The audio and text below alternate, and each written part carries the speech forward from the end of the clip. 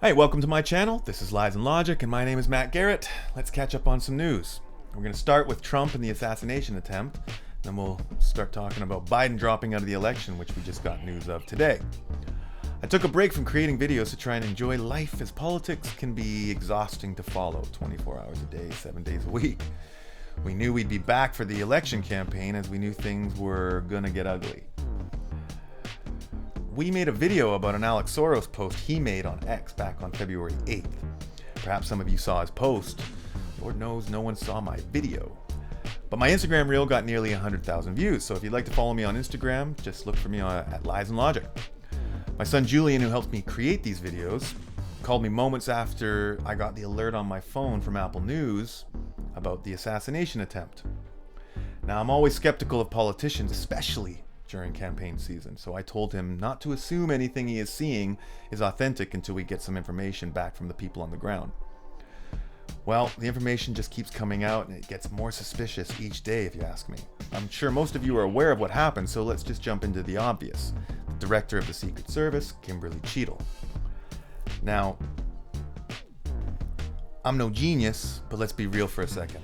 If there's anything off about this whole thing, it's her. Now, we saw how Trump's female protection seemingly embarrassed itself on July 13th, and this Kimberly Cheadle has been very public about making the Secret Service 30% female by 2030. So essentially, her job is to weaken the agency that protects the most important politicians in America. Say what you want, but there is a time and a place for gender equality, especially in the workplace. But when it comes to protecting people from assassins, I don't think ditching testosterone is all that wise. We've all asked the obvious question, how did this kid get on the closest, most obvious elevated threat in direct sight of the former President Donald Trump? I've never worked in law enforcement, but as the title of my channel says, I'm pretty logical. And any logical mind would say, why in God's name wasn't that roof manned by police or Secret Service? Cheadle has claimed that the building has a slanted roof, which could have been dangerous to stand on. However, the counter snipers were posted on an even more slanted roof. That statement alone says this woman needs to be heavily investigated. Sounds to me like she allowed this to take place. There is no excuse for police not to have direct contact with Secret Service. It should have been as easy as, we have a potential threat on the roof of a building, get Trump off the stage now. To say the gunman acted alone is highly improbable. We've all seen the movie Shooter with Mark Wahlberg. We know there are teams sent to these locations days or even weeks before to map out the area and check line of sight from the podium and where Trump would make his entrance and his exit. So we are supposed to believe that that building wasn't identified as a potential threat long before Trump hit the stage? Sounds to me that Soros had someone answer the call to his coded post on X, and Cheadle helped make it possible by leaving the door wide open. We have also been hearing about a potential second shooter on the water tower, which would also make sense, as you couldn't let Thomas Crooks get away. He needed to be neutralized in order to have complete control over the narrative. I find the position of his body upon his death slightly suspicious as well. Seems like an impossible shot for a counter sniper, as the apex of the roof would make it extremely difficult to hit a prone target. Seems likely they would have had a second shooter in place to take out Crooks. Mainstream media is already working hard to debunk this theory despite multiple eyewitness claims, and we know to typically believe the opposite of whatever the corporate media is telling us. The FBI was also quick to clean up the blood, which perhaps was standard operating procedure based on evidence collected, but I'm betting blood spatter analysis would show the sniper that hit Crooks came from a different direction than they claimed. There's a new report from The Hill that came out today. The Secret Service now acknowledges it denied some requests by Republican presidential nominee Donald Trump's campaign for increased security at his events in the years before the assassination attempt on him at a recent rally. In the immediate aftermath of the July 13th attack, the law enforcement agency had denied rejecting such requests, but the Secret Service acknowledged late Saturday, a week after the attempt on Trump's life, that it had turned back some requests to increase security around the former president.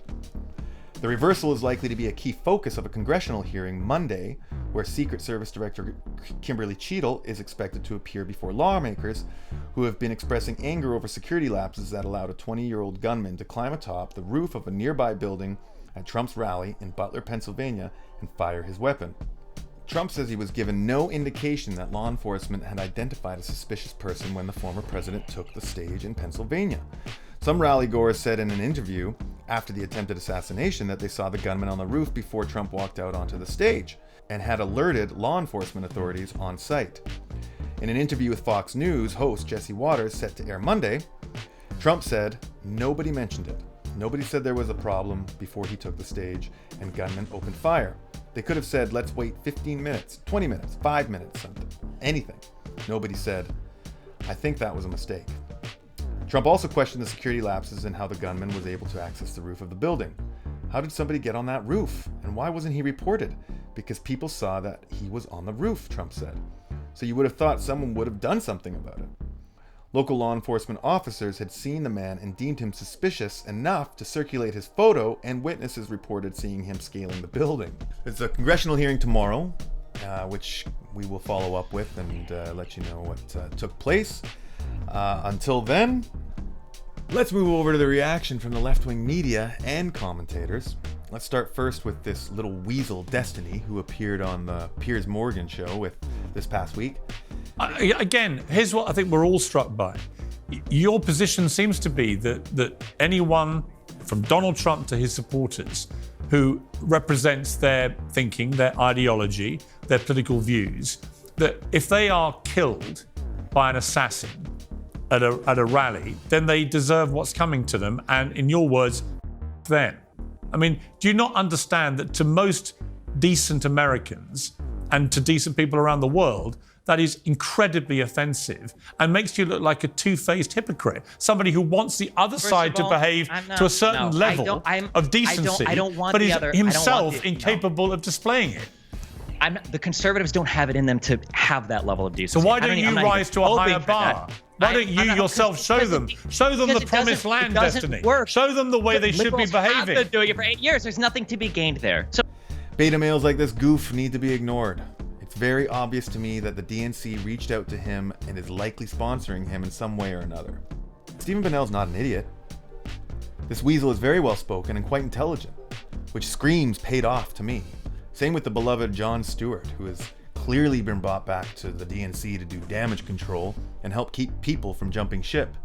If you can buy off some intelligent people, it helps keep those that don't have the time to look into the facts themselves believing whatever narrative it is being shaped by the DNC. Jon Stewart has spent years building trust with his viewers. He more often than not makes sense and can make you laugh while doing it. But Jon Stewart has lost the plot. He knows as well as the rest of us that there are two choices. Someone with dementia, who has led the charge into our economic demise, or the one who had led the last great period in American history.